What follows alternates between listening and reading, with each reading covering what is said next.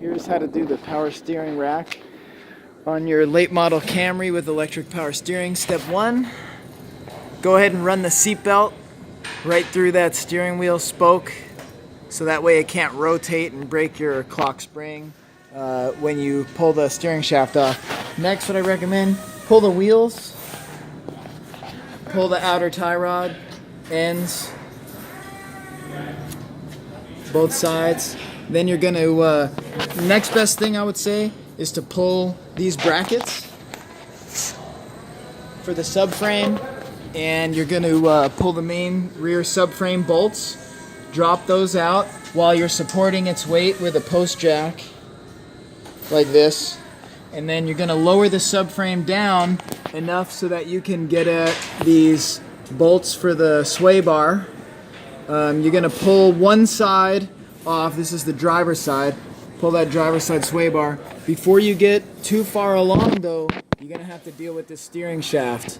So the steering shaft would have been slid on here. So what you're going to want to do is draw a mark on the steering shaft and line it up perfectly with the actual pinion of the rack.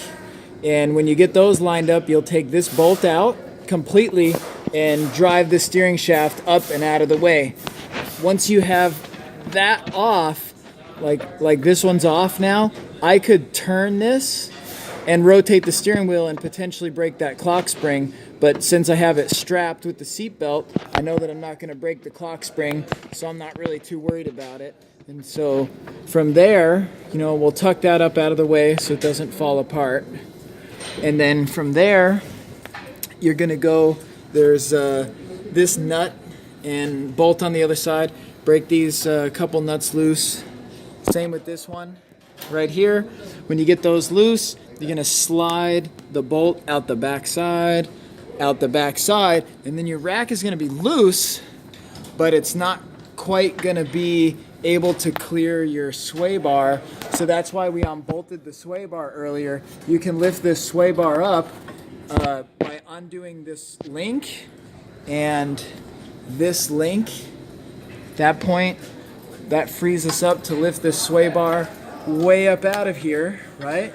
Lift that way up out of the way, and then you can pull the whole power steering rack right out this driver's side. And then on reinstallation, the same. And we got several torque specs. The most critical ones. What was the rack to subframe? 40? 52 foot-pounds rack to subframe was, some of the more important things. The tie rod end, 36 foot-pounds. So I'm sure you can come up with torque specs if you're going to do that job. But overall, not that difficult.